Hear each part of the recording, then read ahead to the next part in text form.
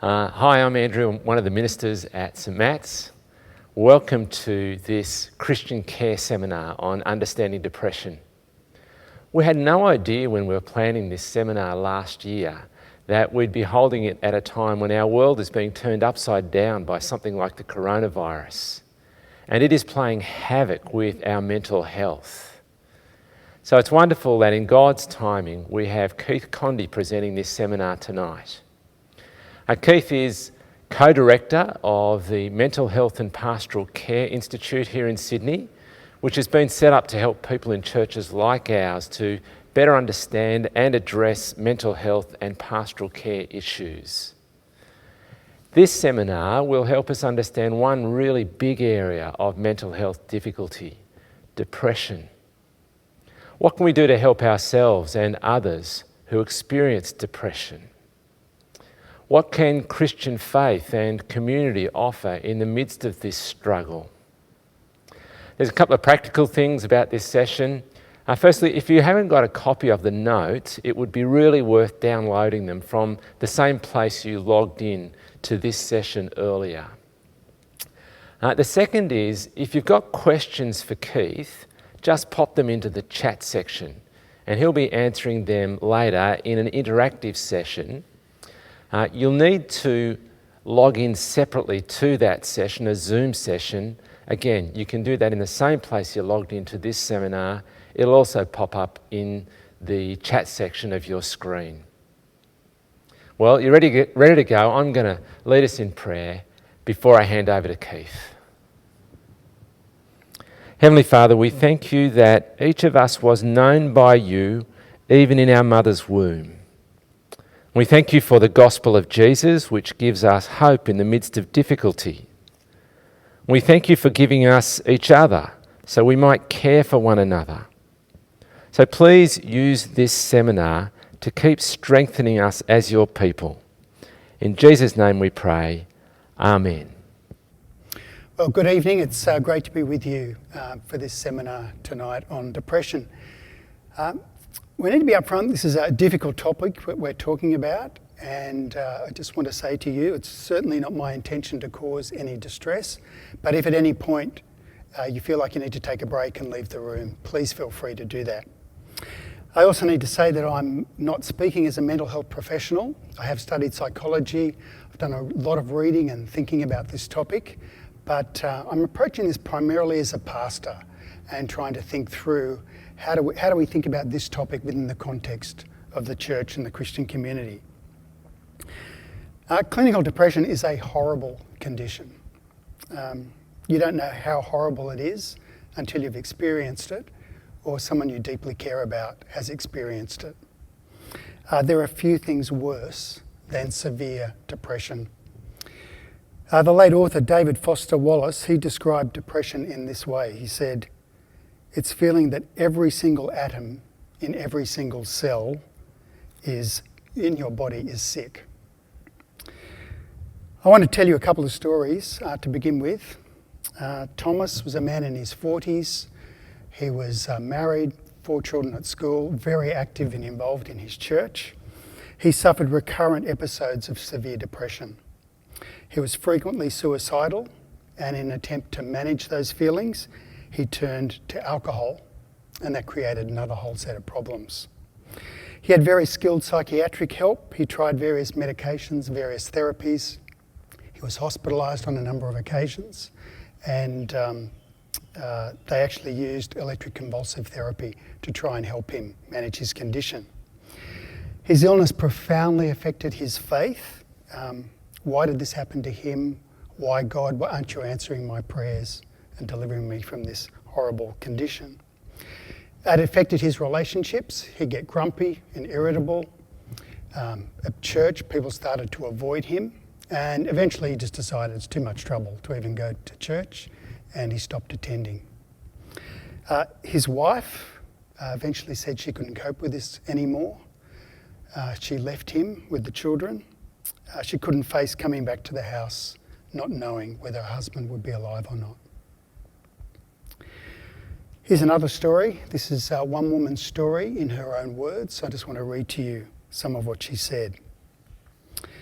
I'm happily married, a mother of 2 healthy little people, and I suffer depression. There was a heaviness, a weariness, a sadness deep inside me. No happiness, no laughter, no enjoyment. I became lethargic and had no interest in anything. I was short-tempered and felt helpless. I only saw problems and feared disasters. My preoccupation with these stopped me from seeing anything else. I could not understand how others continued to live normally. Depression is more than feeling down or being blue. There is a depth to it, a sense of no end. It's overwhelming. I know I have to pick myself up, but there's no reason to do so. No hope, no practical steps to take. I've often cried to friends that I want to get off the emotional roller coaster. I've often prayed that I don't want to wake up. There's a couple of stories. Depression actually touches all of us in some way. You may be living with it right now or have experienced an episode in the past. You may have someone you deeply care about who's suffering from depression at the moment. I need to say to you, I haven't experienced clinical depression myself, but I have a family member who's been hospitalised for depression. Now, here's what we want to try and do tonight. 4 main things I want us to look at. First up, what is depression? Secondly, we're going to talk about suicide briefly. 3, the treatment of depression. And then finally, we're going to talk about helping yourself and helping others. So let's dive in. Number 1, what is depression? And if you follow through in your notes, I think you'll find that helpful. It's a mood disorder. So there's 2 basic abnormalities of mood. One is depression, low mood. The other is mania, very high mood, where you feel euphoric, on top of the world. It's a very common condition. You'll see there, 6% of the population in a 12-month period. 1 in 5 people at some point during their life. It's the most common mental health disorder that doctors see. More people actually suffer from anxiety conditions, probably twice as many, but they tend to be less treated. Now I want to talk to you for a moment about healthy sadness, because not every negative experience we have in our mind means we've got a mental health condition or means that we're depressed. One of the unfortunate tendencies in today's world is to think that we have the right to be happy all the time. One writer describes it as the happiness trap, to kid ourselves that we can feel happy even though we live in a world that's actually full of suffering, which we are very aware of just at the moment. Now, there is of course so much that is rich and beautiful and wonderful in life, but there's also difficult things. And when we confront those difficulties, we do sometimes feel sad or have other negative feelings. And that is perfectly appropriate. For example, when we experience loss, we feel sad, and that emotional response is actually very healthy, very normal, very appropriate. It helps us to come to terms with that loss and to move forward. So, to feel sad sometimes does not necessarily mean you're depressed. And our moods are affected by a whole range of other things as well, aren't they? You know, the sorts of, we have good days, we have bad days, difficult things happen, can be affected by hormonal changes and viral infections, all sorts of stuff like that. What I want to say to you is that clinical depression is very different from these forms of sadness. And clinical depression has a very significant impact upon our life. I'll come back to that in just a moment. But I want to say something about COVID-19 and negative thoughts and feelings. I was listening to a podcast recently where the presenter was talking about the fact that lots and lots of people are ringing into mental health helplines for the first time in their life. And some of them, when they ring up, they say something like, I just don't know what I'm feeling at the moment. And I think a lot of that sort of discombobulated feeling, or whatever, however you want to describe it, really comes down to feelings of grief, We're all experienced a lot of losses recently. For some, significant losses like their job or, financial pressures, even the loss of their privacy if they've had their children around the home more. But for every single one of us, we've experienced losses. There's been losses of normal connection with people as we've had to socially distance. There's been losses of the sorts of things we normally have control over in our life. That's been taken from us. Our routines have changed. And these really challenge our normal assumptions about life, the sorts of things that help us to feel safe and secure. We really feel like our world is a different place at the moment. And so we do have these strange feelings, maybe a bit more anxious, a bit more on edge, perhaps feeling numb. And a lot of this is a normal response to stress. And we don't really need to be that concerned about it because it's a very typical, normal sort of response. So if you're having a little bit of trouble concentrating at the moment, or perhaps it's even a little bit harder to get out of bed in the morning, I know we've had some cold mornings, perhaps that's one of the reasons, that's okay. Some of these negative symptoms actually match the symptoms of depression and anxiety, but it doesn't necessarily mean that you have clinical depression. There's been a study done in the States. I've seen a couple of studies actually, saying somewhere between 30 to 50% of Americans are showing symptoms of depression and anxiety. How do we know though when these things are getting more serious? Well, this is where major depressive disorder comes into play, and that's the name given to what we might describe as clinical depression. And with this, like other mental health conditions, clinical depression comes into play when there's changes in our thinking and our feelings and our behaviour that cause us to stress, so that they're unwelcome sort of symptoms, and then they impair our ability to do life in the normal sort of way, and they persist over time. So that thing of impairment, this is when it gets in the way of our work, our relationships, sort of sucks the hope out of our life.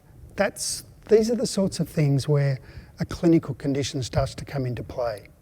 One psychiatrist put it like this: if you can't sleep, your appetite is changing, you can't function, you can't work, you can't care for your kids, you can't do the grocery shopping, that's a sign you need professional help.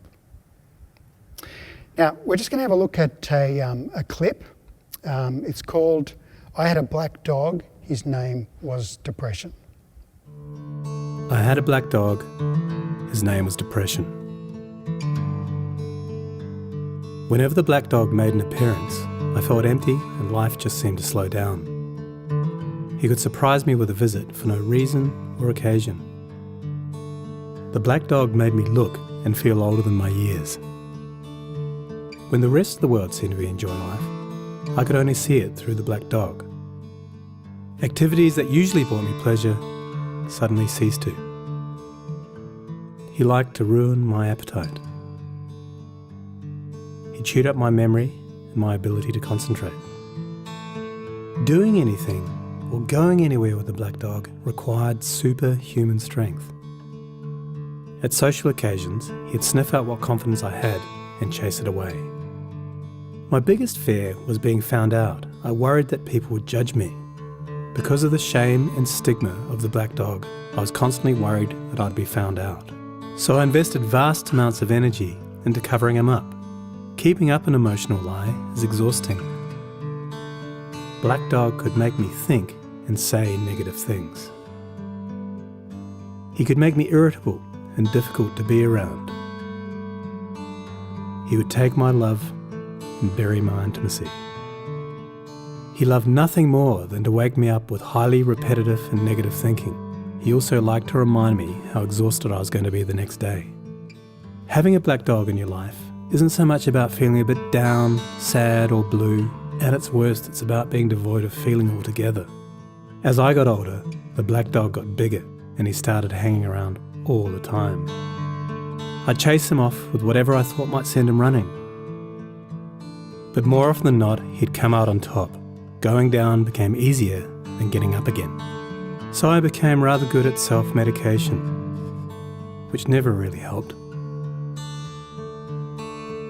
Eventually, I felt totally isolated from everything and everyone.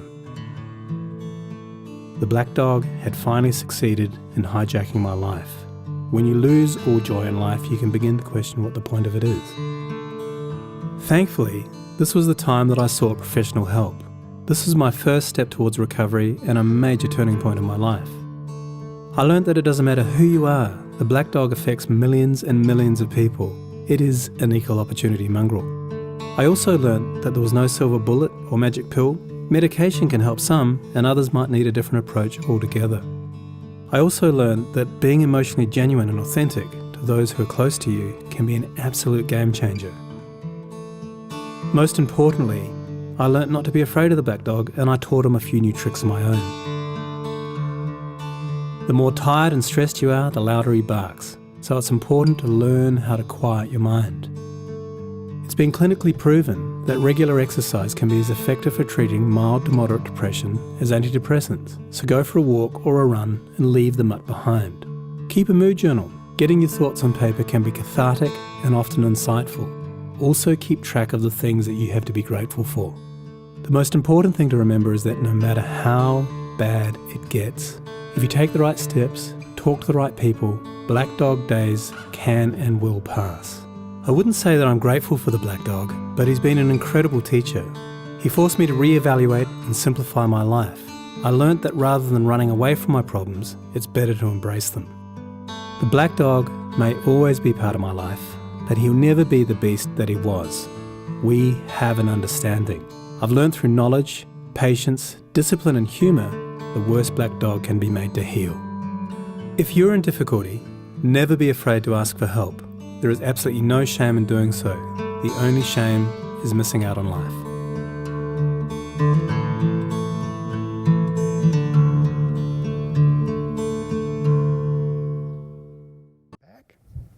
Okay, I hope you found that helpful.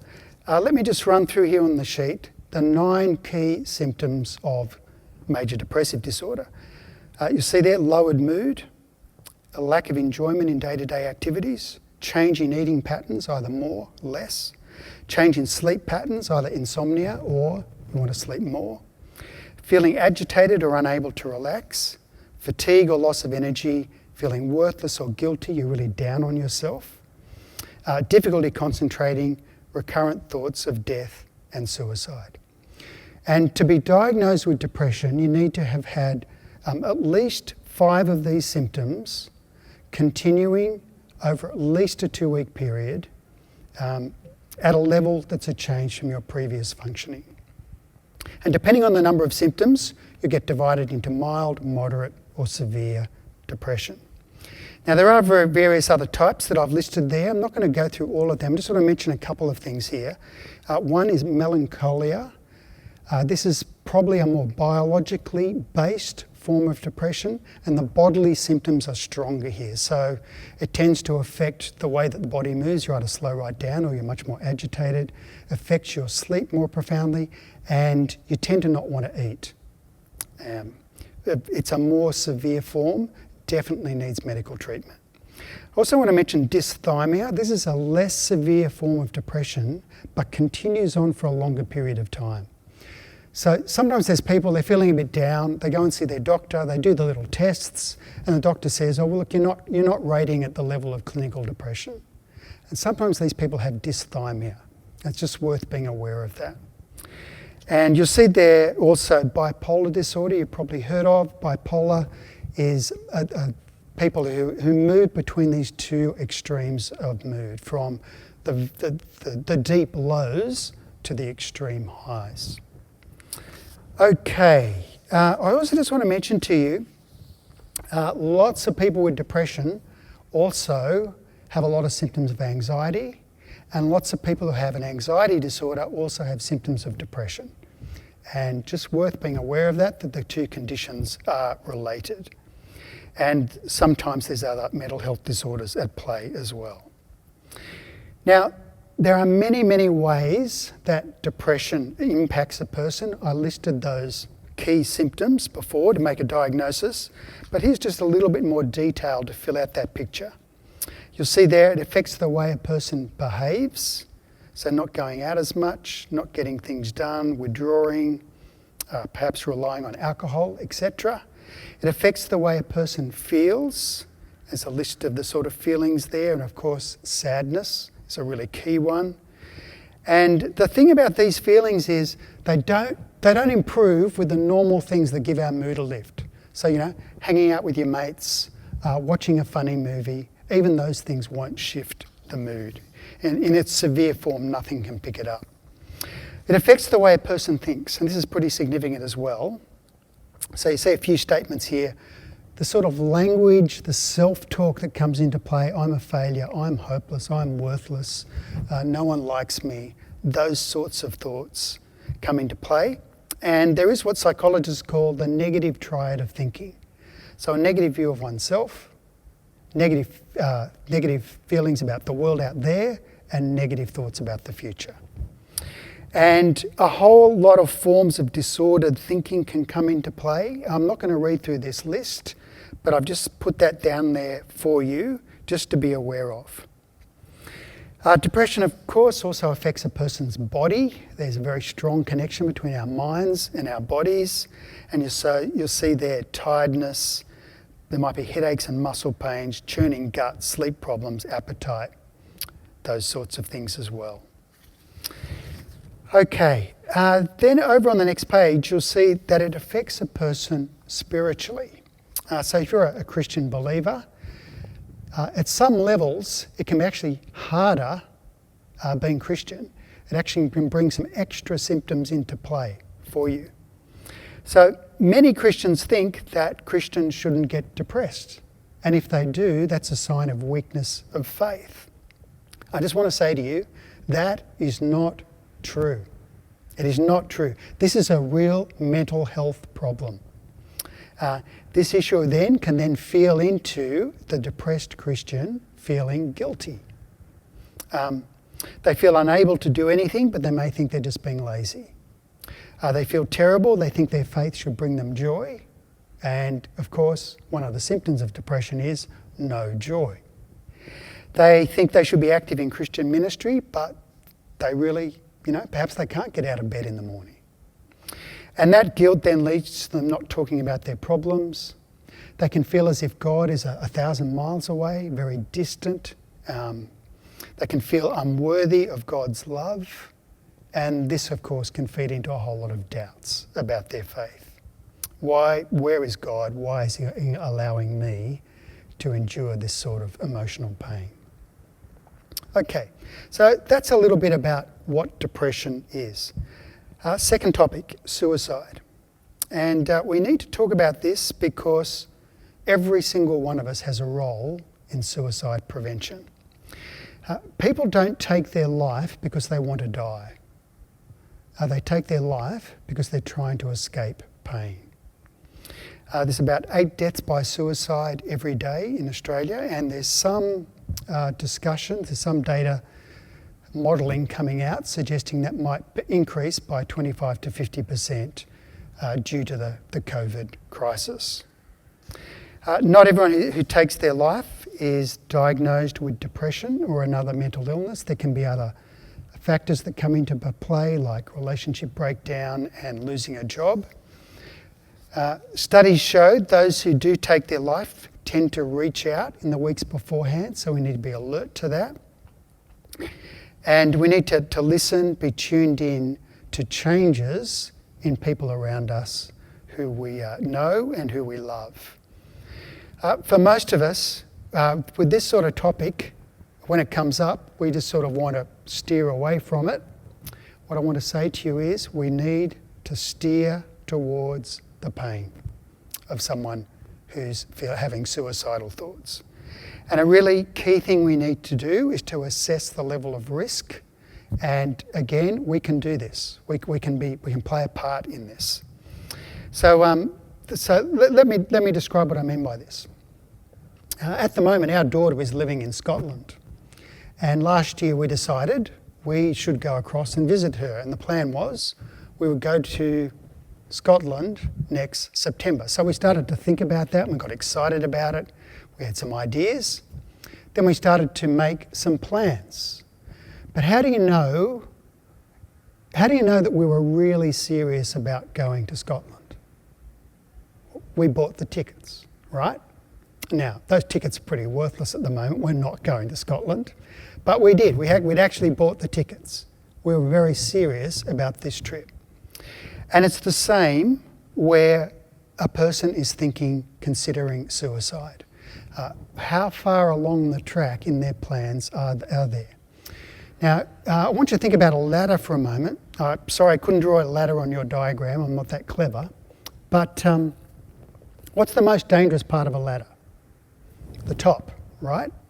So you need to see how far is the person along, how many steps up of the ladder are they in their planning towards taking their life. So down the bottom, there's what's called ideation, just simply having thoughts of wanting to die. Next step is intent. They've actually got a desire to carry through these thoughts. Third step, third rung of the ladder, they've made a plan, okay? They know what they would do to take their life. Fourth step, means. They've actually put in place the things that enable them to carry out that plan. And then the final step is imminence.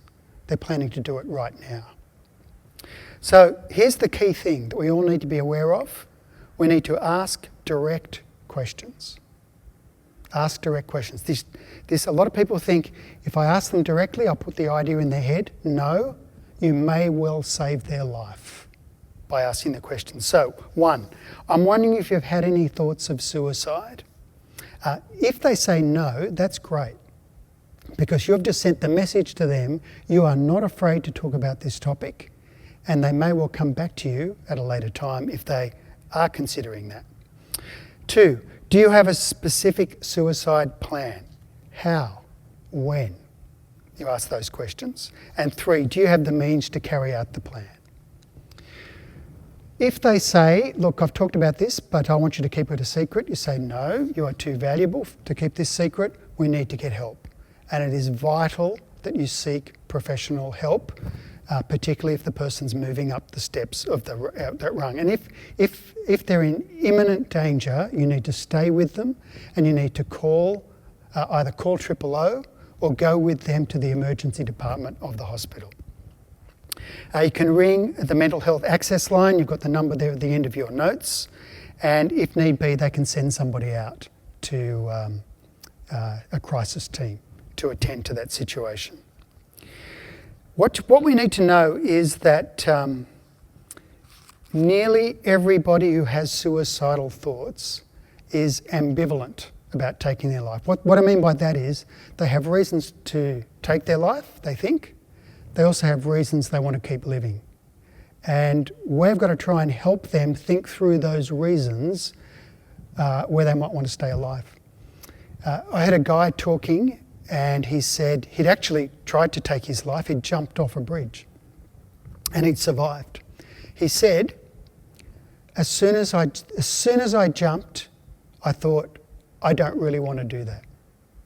And we have to try and help people think through those reasons that help them want to stay alive. Okay. Yeah, you can do a lot there. So that's a little bit about suicide. Point 3, the treatment of depression. The causes of depression are really quite complex. We're extraordinarily complex beings, us humans, and a whole lot of factors can come into play. For some, biological factors are much more significant. For others, it's more the situation they find themselves in life. A whole range of factors come into play. And good doctors, good mental health professionals, they'll look at the biological factors, the psychological factors, the social factors that are impacting someone's condition and and they'll try and work out a treatment plan to fit that. This is what's called a biopsychosocial model. They'll also, as they try and work out, they take a history and work out and make a diagnosis and come up with a treatment plan. They'll take what's called a stepped approach. They'll try some interventions If they don't seem to work very well, they'll step up the treatment plan until they find things that are actually working for this particular individual. And a really key thing that we all need to be aware of is that with persistence, nearly everybody gets better. And we need to keep hope in this particular equation. So what are the treatments that are around? Well, there's psychological treatments. Supportive counselling can be very helpful. Simply chatting to another person. We are relational beings, and communicating with another about things that are weighing heavily on our heart really helps us and makes a difference. Cognitive behaviour therapy has proved to be very, very effective with a lot of people. And what this does is seek to change negative patterns of thinking that we sometimes fall into. And the theory behind this is that it's not just an event that makes us feel bad, it's how we actually interpret that event, the sorts of thoughts that go through our head. So that's what cognitive behaviour therapy does, and then seeks to change various behavioural patterns as well. Acceptance and commitment therapy, ACT, it's an offshoot from CBT, and what it basically does is it tries to acknowledge the truth that life is not always easy, and while we will have negative thoughts and negative feelings, those feelings can be fairly difficult to control sometimes, but what we've got a lot of control over is our behaviour. And if we start acting in line with our values, we can live a meaningful life even when things are difficult. And what ACT does, tries to help people to sit a little bit more loosely to their thoughts and feelings. It's like, you're sitting by the side of a river, and if you imagine your thoughts and your feelings are like canoes and they're floating by, instead of jumping on the canoe and going for the ride with that thought or with that feeling, you just let them sort of float by. That's how that works. Okay, and there's also mindfulness-based cognitive therapy, which is really about helping people to focus in on the moment so that their mind doesn't race off to ruminating thoughts about difficult things in the past or anxious thoughts about the future. Okay, a really key thing about all of these psychological therapies is a lot of the benefit comes from feeling safe with the therapist, in the sense of you feel comfortable, you feel like this person understands you. So if you're going to see someone and you don't feel like it's working for you, my suggestion is try somebody else. Can I say too, there's also a lot of online treatments now coming into play, and these are being shown to be very effective as well. Okay, physical treatments. Exercise. Exercise is really, really good for mild to moderate depression. It can make a significant difference. Antidepressant medications, there's a whole range of them, and I just want to say, if the medical advice is to take these, they're really well worth trying. Now, I want to say something about electroconvulsive therapy, ECT. This freaks a lot of people out. Basically what happens is this is used with people who have fairly intractable depression. They might be very suicidal and the medications are not working very well.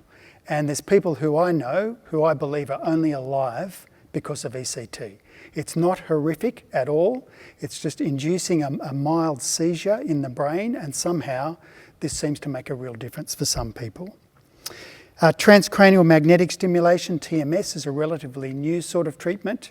There's another one called direct current stimulation, and it's external, it's not intrusive, but what they do is they set some magnets up in a thing across your head, and it's designed to stimulate certain pathways in the brain which are not working as well as they should be, and this can make a real difference for some people, particularly people who haven't responded terribly well to medications. Okay, so that's some treatments that are out there, but what can you do for yourself if you're suffering from depression? What can you do if you want to support and help others? And if we've got time, we're going to watch another little clip right now.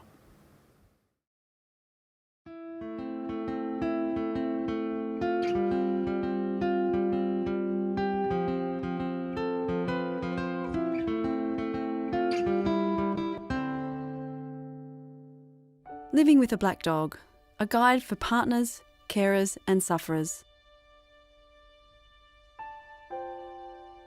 What not to say or do. You may well be right when you say, it's all in your head, but don't say it. Leave that up to the professionals. Be a man. This certainly doesn't help, especially if they are one already. Depression is an illness, not a sign of weakness. Don't be an armchair general who gives unfounded advice and orders. Being thoughtful and kind will never go amiss, but don't try and jolly them along. It can often make them feel worse. Don't point out that there are people in this world far worse off than them. It just adds to their feelings of guilt and hopelessness. Good things to say and do. Be sensitive about how you approach the subject. A lot of people aren't used to talking about their mental health, or lack of it. Crossing that line simply means you care. Try not talking. Instead, grow your ears and open your heart. Really being there for someone without opinion or judgment is one of the best gifts you can ever give. Encourage them to seek a professional opinion and offer to help find a good doctor, make an appointment, and even going with them can be hugely beneficial. Encourage any form of regular exercise.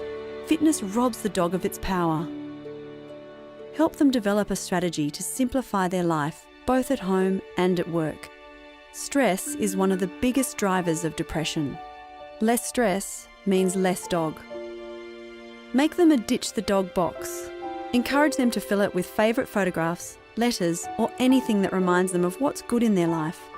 Include a dog journal. Here they can plot how they're feeling, acknowledge progress, record the things they're grateful for, and set doable goals. Embracing the black dog.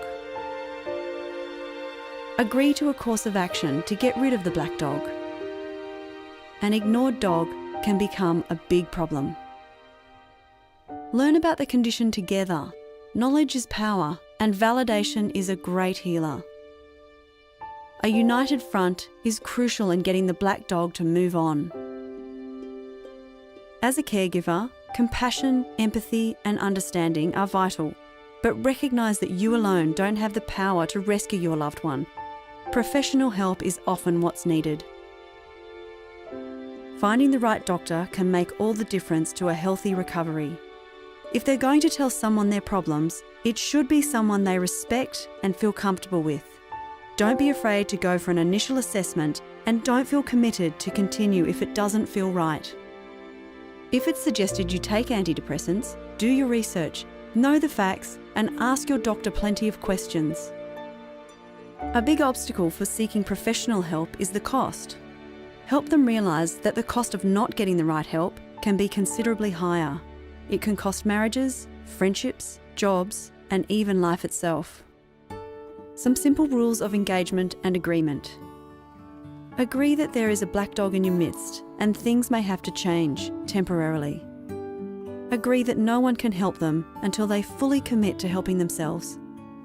Agree to be gentle and respectful with one another during this time. Agree to check in with each other on a regular basis. Agree to communicate honestly and openly. Agree to the course of action set by their doctor and to review progress regularly. Self-preservation for the caregiver. It can be difficult not to take anger, criticism, negativity, and apathy personally. It's important not to buy into it. Accept that it's the depression barking, not the person you care for. Being overexposed to someone else's black dog can begin to rub off. Misery loves company, so try not to get sucked into the vortex.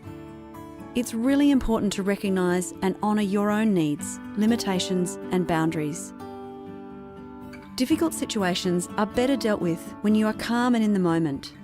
Yoga, meditation, and mindfulness are great tools for achieving calmness and control. Join a support group. There's nothing like being in a room full of people who understand and share your story. It's important to get out and do your own thing and be with friends. Friends may not be able to solve your problems, but they can offer incredible support, comfort, wisdom, and laughter. A black dog in any relationship can be confronting, frightening and frustrating. But navigated together, the bond can become deeper, richer, and better for it.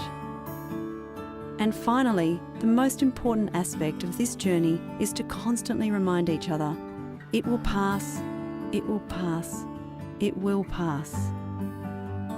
If you have a black dog in your life, get help, be helped, and always hold on to hope.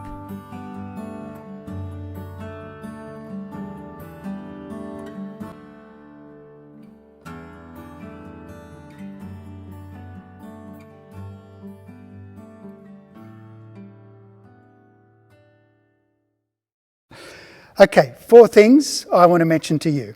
Number 1, seek professional advice. Okay, if you're concerned about yourself, if you're concerned about somebody else, the best thing you can do is go and see your GP and get it checked out. And if there's a problem, your GP will refer you on to somebody else and you can get some further help. Okay, so that's number 1, seek professional help. Number 2, stay connected. So if you're experiencing depression, sometimes it's very hard to make that effort to reach out to others. But you really need other people, okay? Support from others is the key factor in helping a person cope with stressful circumstances in life. It really does make a big difference. We all need real friends, people who can be open and honest with, who will just be there for us. Life's a bit like being a leaf on a tree. Okay, we're all unique individuals, we're all our own little leaf, but we need to be connected to that bigger tree with others, that bigger organism. We are not made to be loners. Okay. Now, if you're on the other foot, you're supporting someone, you need to make that effort to stay connected with them. Be there, listen.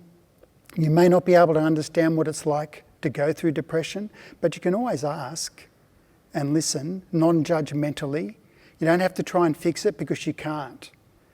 But not giving up on the person, hanging in there, just moving at their pace. No glib answers, no value judgments. You don't say those really unhelpful things like, why aren't you better yet? Or, just pull yourself together, or if you just pray you'll get better. Don't do that, okay? Someone suffering depression, they're pretty good at beating themselves up already, and you don't need to add to that. And just remember that improvement often comes in very small incremental steps. So don't overlook them. Just encourage the person, well done for getting up and having a shower. And can I say too, we need to care for those who are caring for people who have depression. So don't forget about those people either. Third thing, find comfort in God's love. Now, I've said already, depression is not primarily a spiritual problem, okay? It's an illness, but it does have spiritual consequences. And particularly difficult for Christians because it undermines some of those fundamentals of our faith, our experience of joy, our desire to serve God, these sorts of things. And when you're experiencing depression, your mind will run to your failings. And I want to encourage you to remind yourself of just how much God loves you. Now, I've got a little book here. This is a children's book, Thoughts to Make Your Heart Sing by Sally Lloyd-Jones. This is a great book. Can I say, this is a great book for adults. And I just want to read you one little story. The story, it's called 3 Small Words. And she starts off, here's the Bible verse, Deuteronomy 11:18. Treasure these words of mine in your heart and in your soul. What words does God want you to treasure in the deepest part of you? Be good? Do it better? Try harder? Are those the words God wrote in the Bible for us to rescue and free us? No. Those words only show us what we can't do. The words God wants us to remember are just 3 small ones. I love you. They're the words that stop the terrible lie that Satan whispered to Eve in the garden. God doesn't love you. They're the words that heal the poison in our hearts that stops us from trusting God. They are the words that Jesus came to tell us with his whole life. They are the words he died to prove. What words will you treasure today? That's the message we need to remind ourselves of. And if you're a Christian supporting another Christian, they don't need your exhortation, okay? They need you to remind them of these wonderful truths, that they are of immense worth and value to God. Matthew 6:26, that God loves them, 1 John 3:1. That he is with us in our difficulties, Psalm 46 verse 1. That he will never leave us or forsake us, Hebrews 13 verse 5. And can I encourage you to pray for this person? Often, someone suffering depression finds it really hard to pray. We can pray for them.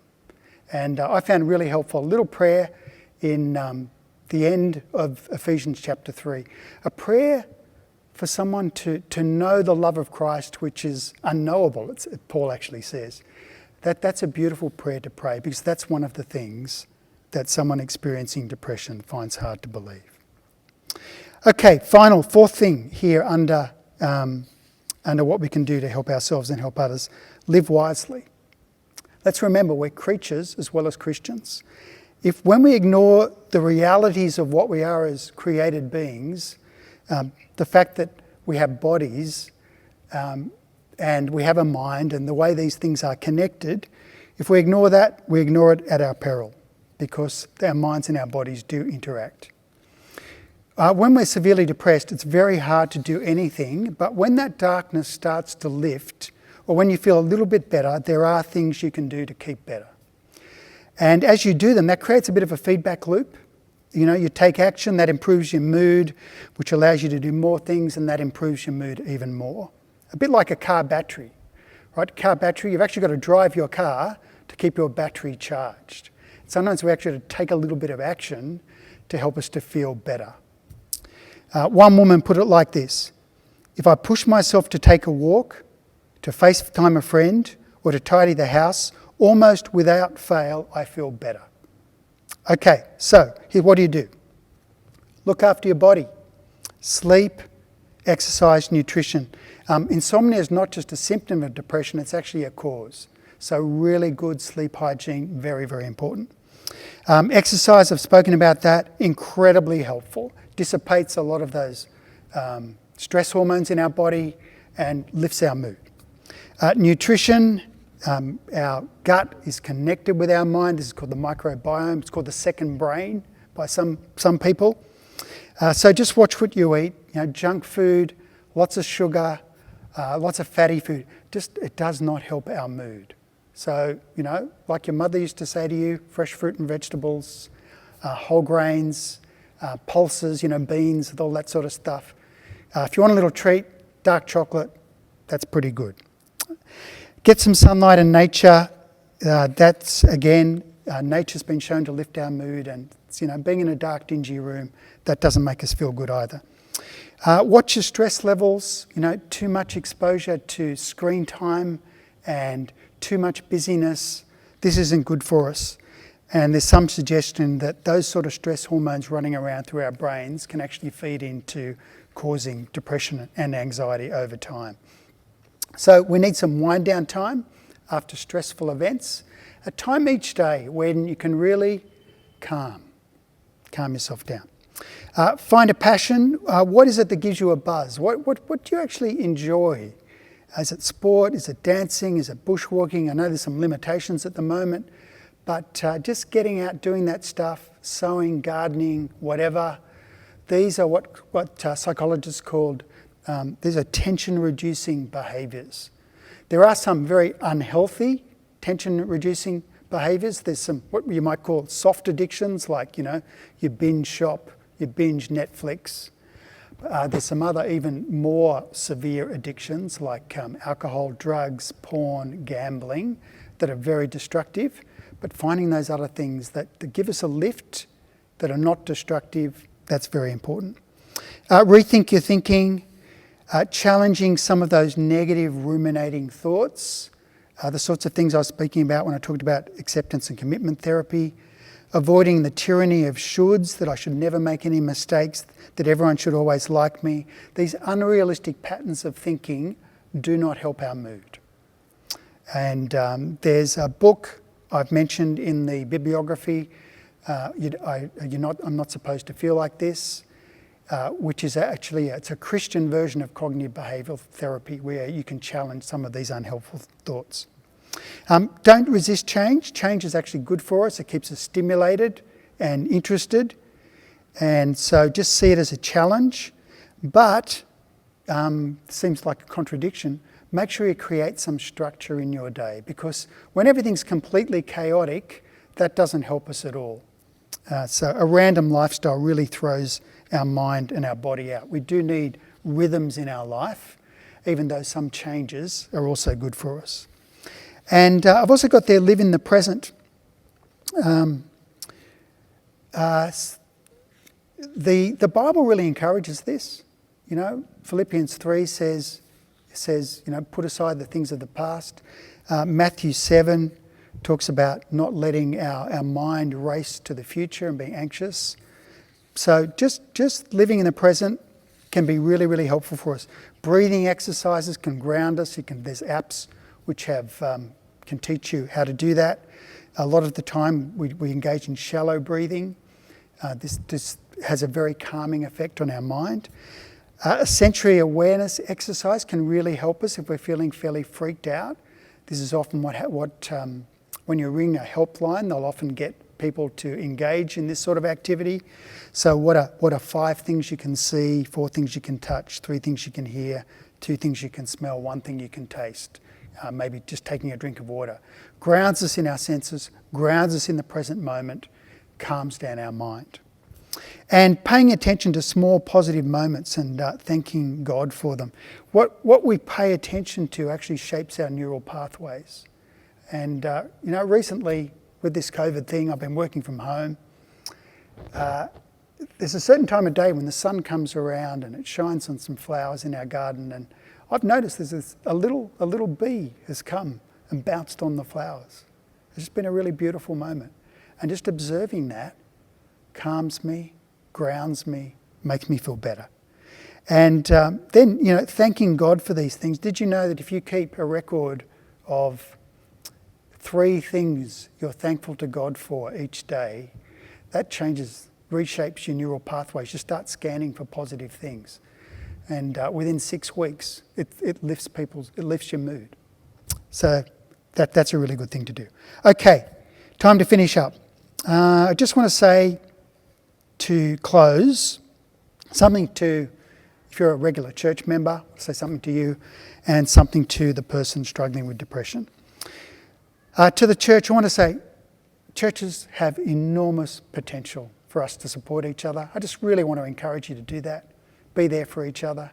No one can do everything, but little things have great power. A listening ear, hanging out with somebody who needs to be hung out with, cooking a meal for somebody. These are great things to do. If you're struggling with depression, I could say a whole lot of things to you, hang in there, keep trying, trust God more. I don't want to say any of that to you. I'm not going to tell you to hang on to God no matter what. I want to tell you this. I want to tell you, God will hang on to you. God will hang on to you. He's that sort of God.